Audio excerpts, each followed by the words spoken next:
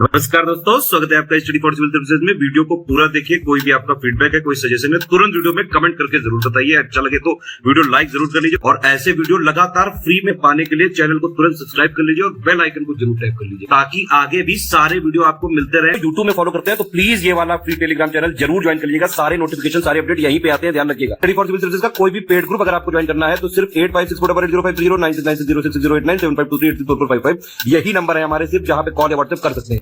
Instagram पे हमारा page जरूर फॉलो कर लीजिएगा, स्टडी फॉर सिविल .सर्विसेज है। ट्विटर पे हमको जरूर फॉलो कर लीजिएगा, @study for civils है। सारे क्वेश्चन अटेम्प्ट करिए और स्कोर अपना तुरंत कमेंट करके बताइए। नमस्कार दोस्तों, स्वागत है आपका स्टडी फॉर सिविल सर्विसेज में। यूपीपीसीएस 2023 का जो एग्जाम होगा उसके लिए हम अभी से लगातार पेड क्वेश्चंस की वीडियो सीरीज देख रहे हैं, उसको कंटिन्यू करेंगे। आज हम इस सीरीज में छठा वीडियो देखेंगे, ठीक है। इससे पहले कि जितने भी वीडियोस हो चुके हैं आप प्लीज उसको नहीं देखा है तो देख लीजिएगा, आपके लिए इंपॉर्टेंट है बेहद। और आने वाले जितने भी एग्जाम्स हैं वहां पे ये मोस्टली करंट अफेयर्स के क्वेश्चंस को भी हमने कवर करवाया है, तो ये आपके लिए इंपॉर्टेंट है, ठीक। तो बिना किसी देरी के शुरू करेंगे। अगर आप चैनल पे हमारे नए हैं तो प्लीज इसको सब्सक्राइब करके बेल आइकन जो है उसको प्रेस कर लीजिएगा ताकि आपको सारे नोटिफिकेशन जो है हमारे वीडियोस के, इंपॉर्टेंट वीडियोस के, वो मिल सके। और सारे वीडियोस आपके लिए हमेशा से फ्री हैं, तो जिससे कि आप उसको इजीली एक्सेस कर पाएं, ठीक। तो बिना किसी देरी के हम फर्स्ट क्वेश्चन से स्टार्ट करेंगे।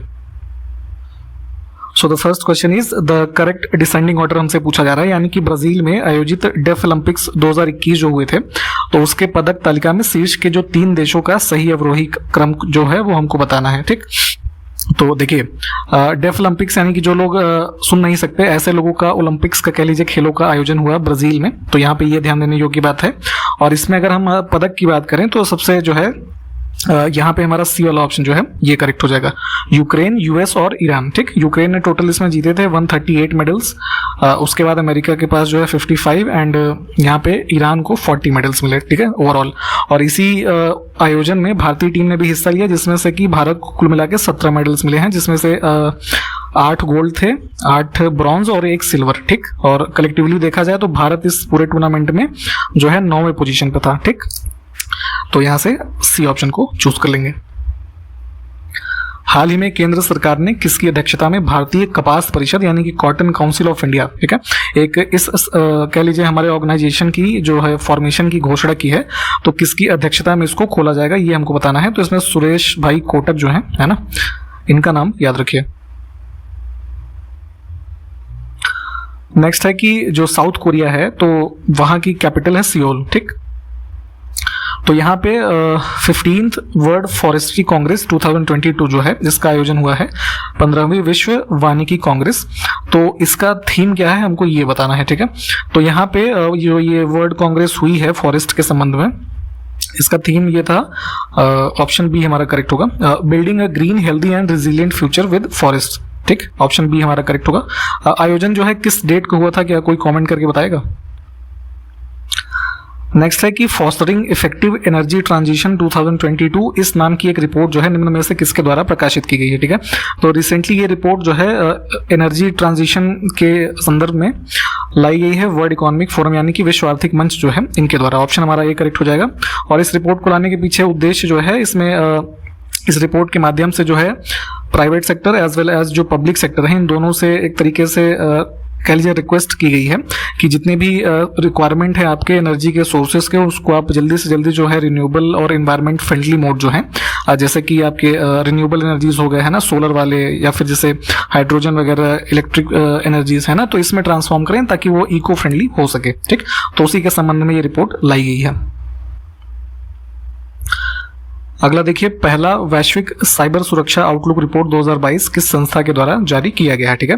Global cyber security outlook report, यहाँ पे रिपोर्ट का नाम है, इसको ध्यान से देखेंगे।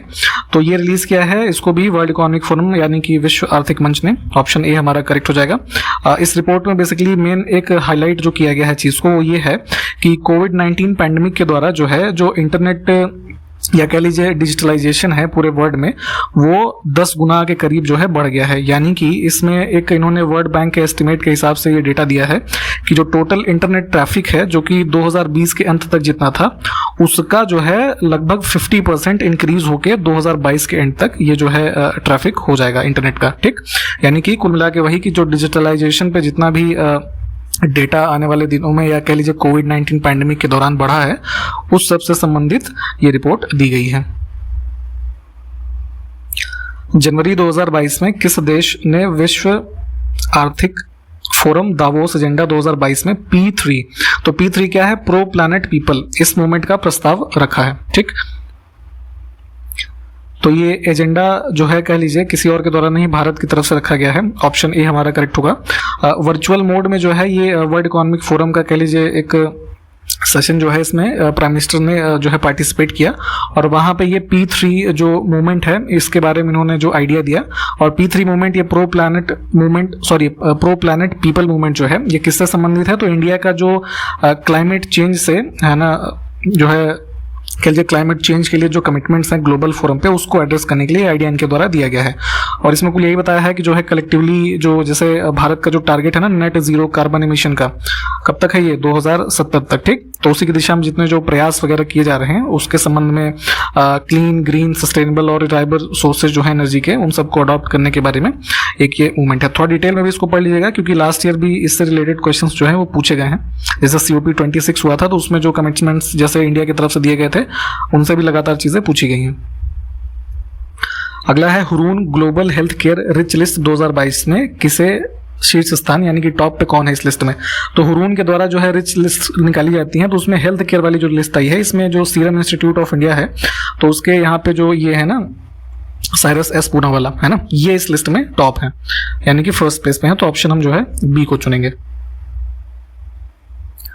हाल ही में उत्तर भारत का पहला अंतरिक्ष केंद्र जिसका नाम है सतीश धवन अंतरिक्ष विज्ञान केंद्र का उद्घाटन केंद्रीय मंत्री जितेंद्र सिंह ने कहां पर किया है। ठीक है, तो देखिए इसको किया गया है यहाँ पे जम्मू सेंट्रल यूनिवर्सिटी जो है इसमें इसको किया गया। ऑप्शन हमारा ए करेक्ट हो जाएगा। और किसने किया है, तो यूनियन मिनिस्टर जो है जितेंद्र सिंह, इनके द्वारा किया गया है। और एक चीज ये ध्यान रखिएगा कि जो इंडिया के स्पेस ट्रेनिंग सेंटर्स हैं तो ये उस क्रम में दूसरा है। पहला कहाँ पे है, वो तिरुवनंतपुरम में है। ठीक है, तो उस क्रम में ये दूसरा है। और अगर नॉर्थ इंडिया का देखेंगे तो ये पहला है, तो यहां पे इसको इनॉग्रेट किया गया है, ये ध्यान रखेंगे हम।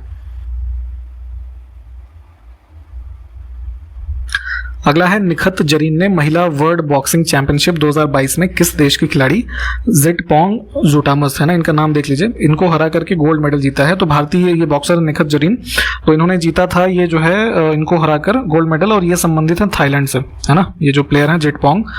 तो कौन सा ऑप्शन चुनेंगे, सी वाला। अगला देखेंगे कि मई 2022 को किस देश ने साहेल क्षेत्रीय आतंकवाद रोधी बल, जो कि शॉर्ट फॉर्म में जिसको G5 साहेल के नाम से जानते हैं, तो किस देश ने इस ग्रुप से खुद को अलग करने की घोषणा की है। ठीक है, तो पहले ये समझेंगे कि G5 साहेल क्या है। ठीक, तो अफ्रीका का कॉन्टिनेंट आपने देखा है, तो मान लीजिए ये अफ्रीका हम ऐसे कुछ समझते हैं रफली ड्रॉ करके। तो इधर जो वेस्टर्न रीजन है अफ्रीका का, यहाँ के 5 देश जिसमें से यहाँ सबसे किनारे देखेंगे तो मॉरिटानिया है, फिर है आपका बुर्किना फासो, माली, नाइजर और चाड। ठीक, इन 5 देशों ने मिलकर के G5 साहिल ग्रुप बनाया था।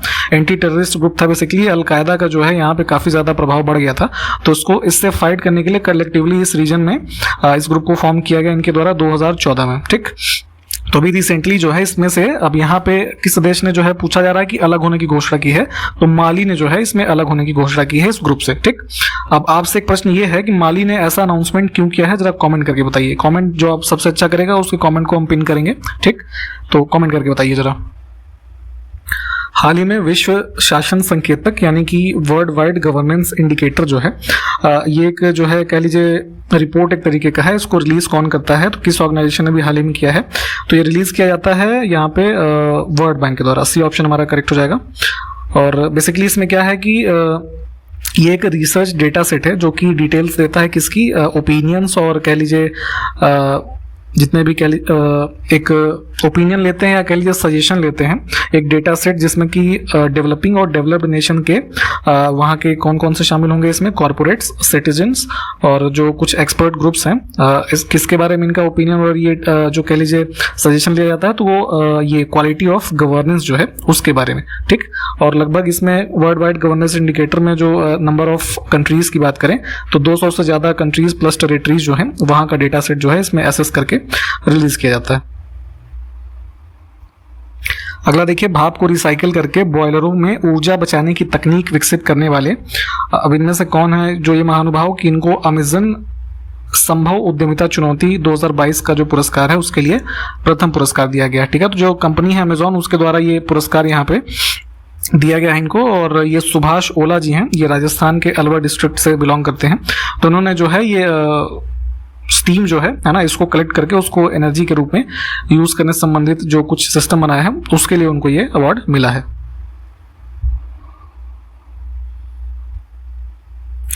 वित्त वर्ष 2021-22 के दौरान भारत में निवेश करने वाले शीर्ष निवेशक देशों का सही अवरोही क्रम हमको बताना है। तो फाइनेंशियल ईयर 2021-22 की बात करें तो इसमें देखिए ऑप्शन सी हमारा करेक्ट होगा। सिंगापुर जो है ये ओवरऑल 27% के इन्वेस्टमेंट के साथ पहले स्थान पे है। दूसरे पे जो है अमेरिका है, इसका इन्वेस्टमेंट जो था वो अराउंड 18% था। उसके बाद 16% के साथ मॉरिशस है। ठीक, तो यहाँ पे ध्यान रखेंगे, सी ऑप्शन करेक्ट। अब देखिए एफडीआई के बारे में क्वेश्चन है कि वित्त वर्ष 2021-22 के दौरान सबसे ज्यादा एफडीआई प्राप्तकर्ता राज्यों का अवरोही क्रम हमको बताना है। तो यहाँ पे देखेंगे ऑप्शन बी हमारा करेक्ट है। कर्नाटक में लगभग जो ये आंकड़ा था 38% का एफडीआई का जो है इनफ्लो है। उसके बाद 26% था महाराष्ट्र के लिए और 14% जो है ये दिल्ली के लिए है। ठीक, तो इसमें से बी ऑप्शन करेक्ट होगा।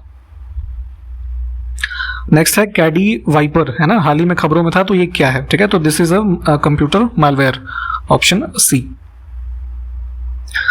भारत की पहली मेडिकल सिटी जिसका नाम है इंद्रायणी मेडी सिटी किस शहर में स्थापित किया जाएगा इसको?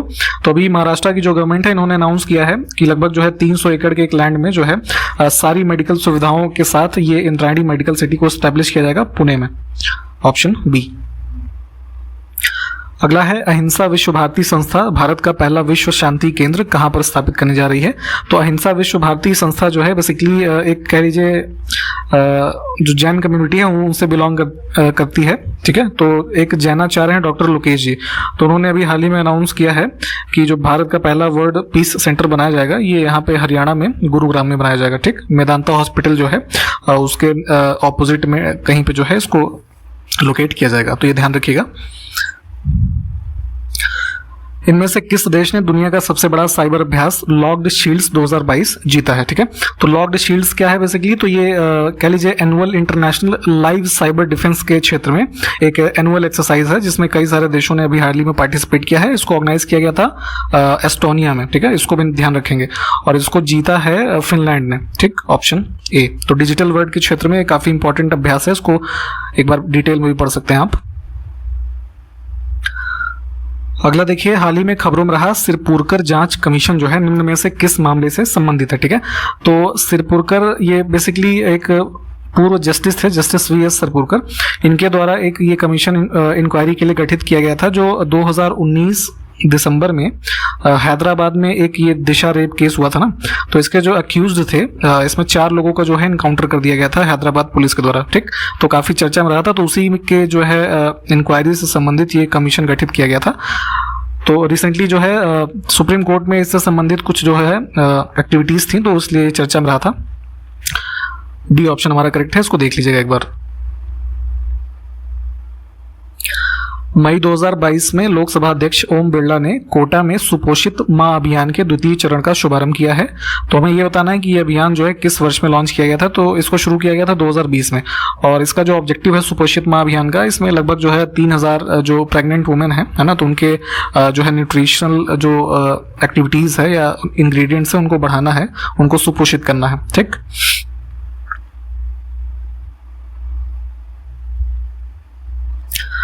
Building a shared future for all life. ठीक है, ये थीम है। तो इस थीम के साथ जो इंटरनेशनल बायोलॉजिकल डाइवर्सिटी डे है, अंतर्राष्ट्रीय जैव विविधता दिवस 2022 किस दिन मनाया गया? ठीक, तो अभी हाल ही में यूपीपीसीएस प्रीलिम्स में भी ये पूछा गया था।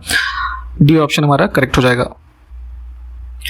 विश्व एथलेटिक्स परिषद ने 2025 विश्व एथलेटिक्स चैंपियनशिप की मेजबानी के लिए किस देश को चुना है? ठीक है, तो यहाँ पे ध्यान दीजिएगा, एथलेटिक्स चैंपियनशिप जो 2025 में होगी, पहली बात तो ये इंपॉर्टेंट है, और दूसरा कहाँ पे होगी? टोक्यो जापान में। ठीक, हाल ही में किस देश ने भारत में कुडनकुलन जो परमाणु ऊर्जा संयंत्र है इसकी 4 बिजली इकाइयों के लिए थर्मोकपल की आपूर्ति के लिए एक समझौते पर हस्ताक्षर किए हैं? ठीक है, तो थर्मोकपल क्या है? तो बेसिकली जो फंक्शनल यूनिट होती है उससे संबंधित एक सिस्टम है। तो इतना डिटेल में जानने की जरूरत नहीं है। यहाँ पे ये ध्यान रखिएगा 4 जो इलेक्ट्रिक यूनिट्स हैं वो कुडनकुलन परमाणु जो संयंत्र है यहाँ पे, तो इसके लिए ये समझौता हुआ है रशिया और इंडिया के बीच में। ठीक, रशिया के सहयोग से इसको सेटअप किया गया है। इस जो हमारा ऊर्जा संयंत्र है तमिलनाडु में है ये। ठीक, तो ये भी ध्यान रखेंगे। और यहाँ पे ये जो अभी थर्मोकपल के लिए जो अग्रीमेंट हुआ है इसको ध्यान रखेंगे। नेक्स्ट है हाल ही में cost of living crisis in developing countries report किस संस्था के द्वारा जारी किया गया है, ठीक है। तो यहाँ पे रिपोर्ट का नाम ध्यान रखिएगा और इसको यूनाइटेड नेशन डेवलपमेंट प्रोग्राम जो है इसके द्वारा रिलीज किया गया है। ऑप्शन हमारा बी करेक्ट है यहाँ से। और इसकी की फाइंडिंग्स बेसिकली यही है कि जो पॉवर्टी से संबंधित डेटा है उसको पब्लिश करते हैं ये। और अभी देखेंगे तो इसमें इन्होंने एक डेटा ये दिया है कि जो है पुअरेस्ट कंट्रीज जो है वर्ल्ड की, वहाँ के लगभग 71 मिलियन पीपल ऐसे हैं जो जीने के लिए जो है क्राइसिस जो है फेस कर रहे हैं।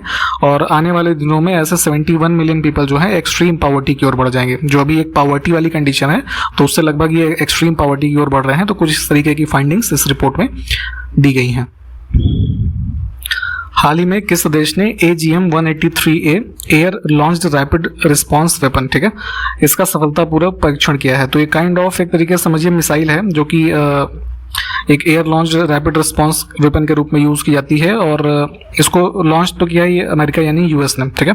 और इसको ध्यान रखेंगे कि जो है ये हाइपरसोनिक लेवल पे ऑपरेट करता है ये। अगला है 18वीं अखिल भारतीय विधिक सेवा प्राधिकरण बैठक किस शहर में आयोजित की गई अभी हाल ही में, ठीक है। तो ये 2 दिन की एक कॉन्फ्रेंस थी जो नेशनल लीगल सर्विसेज अथॉरिटी है ना, नालसा, तो इनके द्वारा और जो ये राजस्थान की स्टेट लीगल सर्विस अथॉरिटी है, इन दोनों के जॉइंटली जो है ऑर्गेनाइज किया गया था 16 और 17 जुलाई 2022 को जयपुर में, ठीक। बी ऑप्शन करेक्ट होगा हमारा। हाल ही में खबरों में रहे जेरूसलम डिक्लेरेशन इजराइल और किस देश के बीच एक रणनीतिक समझौता है, ठीक है। तो सिक्योरिटी के क्षेत्र में एक स्ट्रेटेजिक एग्रीमेंट हुआ है अभी हाल ही में, जेरूसलम डिक्लेरेशन इजराइल और US के बीच में, ठीक। अगला है यहाँ पे इंग्लिश में थीम देखेंगे, achieving social justice through formal employment. इस थीम के साथ इंटरनेशनल जस्टिस डे 2022 जो है कब ऑब्जर्व किया गया है। तो यहाँ पे जस्टिस डे जो इंटरनेशनल ये हम ऑब्जर्व करते हैं प्रतिवर्ष, ये 17 जुलाई को किया जाता है, ठीक है। थीम यहाँ पे देख लीजिए। हाल ही में किस भारतीय ग्रैंड मास्टर ने सर्बिया में पैरासिन ओलंपिक ए शतरंज टूर्नामेंट जो 2022 का है इसको जीता है, ठीक है। तो यहाँ पे टूर्नामेंट का नाम देख लीजिए, पैरासिन ओपन ए चेस टूर्नामेंट। और ये भारतीय जो एक 16 वर्षीय खिलाड़ी है ना, आजकल काफी चर्चा में है, आर प्रज्ञानंद है ना, इन्होंने जीता है।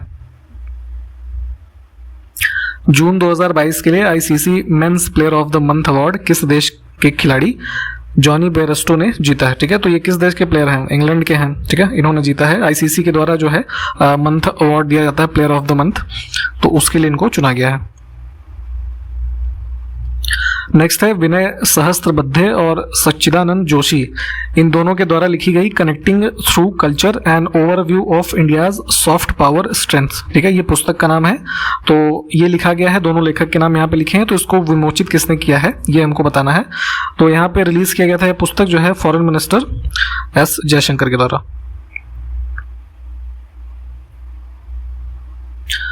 अंतर्राष्ट्रीय नेल्सन मंडेला दिवस हर साल 18 जुलाई को मनाया जाता है। तो हमको ये बताना है कि ये नेल्सन मंडेला को शांति का नोबेल पुरस्कार किस वर्ष में प्रदान किया गया था। तो देखिए यहाँ पे नेल्सन मंडेला डे जो है इसकी डेट याद रख लीजिएगा। और इसमें नोबेल पुरस्कार इनको दिया गया था 1993 में। ऑप्शन हमारा बी करेक्ट हो जाएगा। जो साउथ अफ्रीका में अपार्थीड रिजाइम था तो उसके एक तरीके से टर्मिनेशन पे इनके वर्क के लिए ये नेल्सन मंडेला और एक लोग और थे फ्रेडरिक विलियम, है ना, इन दोनों को कलेक्टिवली जो है जॉइंटली ये नोबेल पीस प्राइज उस वर्ष में दिया गया था। और बाकी जो डेमोक्रेटिक गवर्नमेंट है उसके फाउंडेशन के लिए, है ना। तो ये सभी चीजें ध्यान रखिएगा। अगला देखिए, हाल ही में पोप फ्रांसिस ने पहली बार बिशप सलाहकार कमेटी में महिलाओं, जिसमें कि कुल 3 महिलाएं शामिल हैं, इनको नॉमिनेट किया है या नामित किया है। तो इसमें से कौन शामिल नहीं है इन 3 में, ठीक है। तो सिमोना ब्रम्बिला, इनका नाम ध्यान देख लीजिए, ये इसमें शामिल नहीं है। इस ऑप्शन को हम चुन लेंगे। और ये जो बिशप एडवाइजरी कमेटी है, तो जितने भी जैसे क्रिश्चियन जो रिलीजन है तो वर्ल्ड में जितने भी ये बिशप्स होते हैं ना, तो उनके जो चयन में पोप फ्रांसिस जी को ये कमेटी जो है रेकमेंड करती है, ठीक। और इससे पहले अभी जो है इस साल 3 महिलाओं को नामित किया गया इस कमेटी में। अब इससे पहले जितने भी इसमें लोग होते थे वो पुरुष होते थे, ठीक है। तो इसको भी ध्यान लेने वाली बात है। पोप फ्रांसिस के बारे में आप जानते ही होंगे, वेटिकन सिटी वाले जो हैं। 12 जुलाई 2022 को महाराष्ट्र के राज्यपाल भगत सिंह कोश्यारी ने 2021 के लिए मदर टेरेसा मेमोरियल अवार्ड निम्न में से किसे प्रदान किया है? ठीक है, तो मदर टेरेसा के बारे में आप जानते होंगे, ह्यूमैनिटेरियन एफर्ट्स के लिए काफ़ी फेमस है ये। तो ये अवार्ड यहाँ पे दिया गया है दिया मिर्जा और अफरोज शाह, इन दोनों को, ऑप्शन सी। हाल ही में भारत में मंकी पॉक्स का पहला मामला किस राज्य में दर्ज किया गया है? तो मंकी पॉक्स के बारे में हमने आपको पहले भी बताया हुआ था।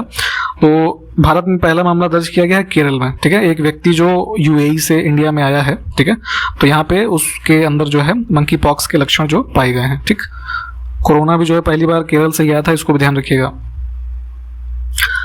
जुलाई 2022 में किस स्पेस एजेंसी ने अंतर्राष्ट्रीय अंतरिक्ष स्टेशन के लिए कार्गो ड्रैगन मिशन लॉन्च किया है? ठीक है, तो इंटरनेशनल स्पेस स्टेशन जो है हमारा, है ना, तो वहाँ पे ये है ना आपका स्पेस एक्स, ठीक है, एलॉन मस्क वाली कंपनी, तो इनका जो रॉकेट है फाल्कन 9, तो इसकी मदद से एक जो है कह लीजिए सप्लाई को इंक्लूड करने वाला एक जो है मिशन ये लॉन्च किया गया है। जो इंटरनेशनल स्पेस स्टेशन पर जो क्रू हैं वहाँ पे, उनके लिए सप्लाईज के साथ इस कार्गो को लॉन्च किया गया है।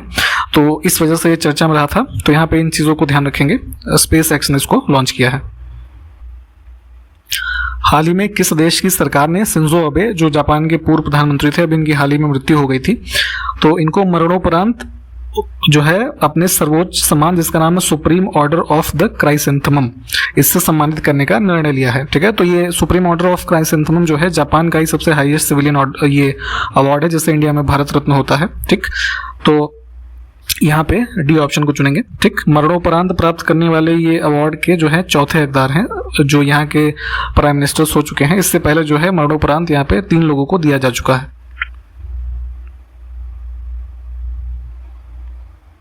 16 जुलाई 2022 को भारतीय नौसेना ने INS सिंधु ध्वज, है ना, इसका नाम ध्यान से याद रख लीजिएगा, तो इसको सेवा मुक्त कर दिया है। ठीक है, तो डीकमीशन किया गया है इसको, और इसे किस वर्ष भारतीय नौसेना में कमीशन किया गया था? ठीक है, तो यहाँ पे ये चीज़ें भी पूछी जाती हैं। तो ये सिंधु ध्वज को इंक्लूड किया था 1987 में। ठीक, और अभी 16 जुलाई 2022 जो है इसको भी ध्यान रखेंगे, इसको डीकमीशन किया गया है। भारत ने कोविड-19 टीकाकरण की 200 करोड़ खुराक का आंकड़ा जो है कब पूरा किया है? तो डेट्स कोविड वैक्सीनेशंस में जो है कई बार आ जाती हैं। तो यहाँ पे 17 जुलाई 2022 को ये आंकड़ा आया है कि 200 करोड़ डोजेस जो है कोविड-19 वैक्सीन की दी जा चुके हैं। ठीक है, और वैक्सीनेशन ड्राइव कब स्टार्ट हुआ था? तो 16 जनवरी 2021, इसको भी ध्यान रखिएगा। 18वीं वर्ल्ड एथलेटिक्स चैंपियनशिप 2022 का आयोजन किस देश में किया गया? ठीक, तो ये किया गया है यूएस में, option B. Singapore open badminton 2022 महिला एकल का खिताब हाल ही में किस भारतीय खिलाड़ी ने जीता है? तो ये जीता है PV सिंधु ने। 1 नवंबर 2022, एक सेकेंड, हाँ ठीक है, 1 नवंबर 2022 को किस राज्य सरकार के द्वारा भारत का पहला राज्य स्वामित्व वाला यानी कि स्टेट ओन्ड OTT प्लेटफॉर्म जिसका नाम है सी स्पेस, इसको लॉन्च किया जाएगा? ठीक है, तो यहाँ पे नाम ध्यान दीजिएगा, सी स्पेस जो है, एक सेकेंड, ठीक, तो केरला का जो फिल्म डेवलपमेंट कॉर्पोरेशन है उसके द्वारा इसको जो है डेवलप किया गया है और इसको लॉन्च किया जाएगा। ठीक है, तो केरल ऑब्वियस सी बात है आंसर हो जाएगा। तो केरला ऐसा स्टेट हो जाएगा जिसके बाद खुद का राज्य का जो है स्वामित्व वाला एक OTT प्लेटफॉर्म, जो ओवर द टॉप प्लेटफॉर्म्स के बारे में पढ़ते हैं, वो हो जाएगा। ठीक है, नाम इसका इंपॉर्टेंट है, सी स्पेस, और इस पे जो फिल्म्स और ये सब चीज़ें हैं इसको स्ट्रीम कर सकेंगे लोग। और जैसे प्राइवेटली अभी तक मोस्टली हम OTT प्लेटफॉर्म्स के बारे में देखते थे ना, जैसे अमेजॉन, नेटफ्लिक्स, है ना, फिर जैसे ZTV है, जियो है, तो अब ये स्टेट ओन्ड सी स्पेस हो जाएगा। और केरला के बारे में ही एक फैक्ट पहले भी शायद आपको बताया गया है कि Kerala is the first state in India to have its own internet service, है ना।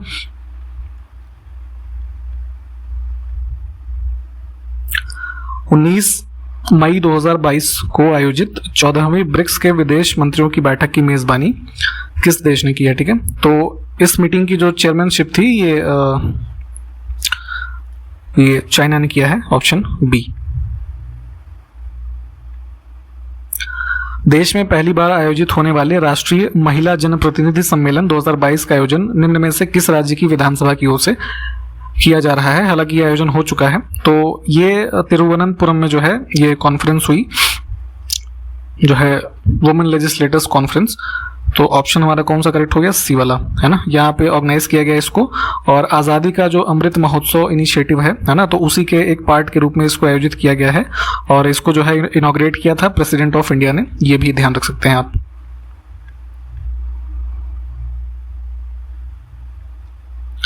हाल ही में नेट जियो ने दुनिया का सबसे ऊंचा मौसम स्टेशन किस पर्वत पर स्थापित किया है, ठीक है। इंग्लिश में थोड़ा करेक्शन करेंगे, यहाँ पे नेट जियो लिखा है, बेसिकली ये नैट जियो है, ठीक। जो टीवी में आपने चैनल देखा होगा ना, नेशनल ज्योग्राफिक आता है, तो उसी की जो नेशनल ज्योग्राफिक सोसाइटी है उनके द्वारा ही जो विश्व का सबसे हाईएस्ट वेदर स्टेशन है, इसको इंस्टॉल किया गया है माउंट एवरेस्ट पे, ठीक है। नेपाल में अभी इसकी जो है प्रेस रिलीज दी गई थी, और इसकी जो अल्टीट्यूड है जहाँ पे इसको सेटअप किया गया है वो है 8830 मीटर्स, ठीक है। एक क्वेश्चन ये है कि माउंट एवरेस्ट की जो एग्जैक्ट करेक्ट हाइट है अभी लेटेस्ट में जो 1 साल पहले आई थी वो क्या है, जरा कमेंट करके बताइए, ठीक। तो इससे क्या हेल्प होगी कि जितने भी क्योंकि विश्व का सबसे ऊंचा जो है ये हाईएस्ट वेदर स्टेशन हो जाएगा, और जितने भी मेट्रोलॉजिकल फिनोमेनाज होंगे यहाँ से उसको मेजर कर पाने में आसानी होगी, ठीक। हाल ही में खबरों में रही नेचिफू सुरंग का निर्माण बीआरओ द्वारा किस राज्य में किया जा रहा है, ठीक है। तो बीआरओ से संबंध आपको पता ही होगा, ये बॉर्डर रोड ऑर्गेनाइजेशन जो है, माउंटेनियस रीजन जो भारत के हैं वहाँ पे कंस्ट्रक्शन वगैरह का काम इनके द्वारा किया जाता है, रोड का, ठीक है, या टनल वगैरह जो है। तो ये नेचिफू सुरंग जो है इसको यहाँ पे अरुणाचल प्रदेश में बनाया जा रहा है। अगला देखिए, केरल के बाद देश की दूसरी डिजिटल यूनिवर्सिटी का निर्माण किस राज्य में किया जाएगा, ठीक है। तो पहली यूनिवर्सिटी जो डिजिटल है, भारत की पहली डिजिटल यूनिवर्सिटी, इसको वर्ष 2020 में जो केरल के गवर्नर हैं आरिफ अलवी, है ना, उनके द्वारा इनॉग्रेट किया गया था। और अभी दूसरी जो डिजिटल यूनिवर्सिटी बनाने का निर्णय लिया गया है वो राजस्थान में जोधपुर में बनाया जाएगा, ठीक है। तो ये राजस्थान की पहली होगी और देश की दूसरी डिजिटल यूनिवर्सिटी होगी। ये डिजिटल यूनिवर्सिटीज़ का जो मैकेनिज्म है इसके बारे में थोड़ा सर्च करके पढ़ लीजिएगा। हाल ही में भारत की 10 लाख आशा स्वयंसेवियों को किस संस्थान की ओर से ग्लोबल हेल्थ लीडर्स अवार्ड से सम्मानित किया गया, ठीक है। तो आशा जो ये हेल्थ वर्कर्स होती हैं, इनके बारे में आपने जो है सुना या देखा होगा अपने आस पड़ोस में। इसका फुल फॉर्म आपको पता होना चाहिए, एक्रेडिटेड सोशल हेल्थ एक्टिविस्ट, ठीक है। और जो है इनको सोसाइटी में एक जो है हेल्थ को प्रोटेक्ट करने और उसको जो है प्रिजर्व करने या जो भी डिफेक्ट्स हैं उसके दिशा में इनके हेल्प के लिए ये अवार्ड इनको दिया गया है, भारत की जो आशा वर्कर्स हैं। तो ये award global health leaders award दिया गया है, ये विश्व स्वास्थ्य संगठन, वर्ल्ड हेल्थ ऑर्गेनाइजेशन जो है इनके द्वारा, ठीक। ऑप्शन ए हमारा करेक्ट हो जाएगा। अभी 22 मई को 2022 में ही जो 75th ये हुआ था वर्ल्ड हेल्थ असेंबली, है ना, तो उस सेशन में ये अवार्ड जो है अनाउंस किए गए थे, ठीक। तो ये ध्यान दिया आपने। तो यहाँ तक हमने आज का वीडियो पूरा कंप्लीट किया है। वीडियो आपको अच्छा लगा हो तो प्लीज़ लाइक कीजिएगा, और अपने जो भी कमेंट्स हैं, फीडबैक हैं, हमको प्लीज़ बताएं ताकि हम आपके लिए और बेहतर करते रहें। तो फिर चलिए अगले वीडियो में मिलेंगे, तब तक के लिए नमस्कार, जय हिंद।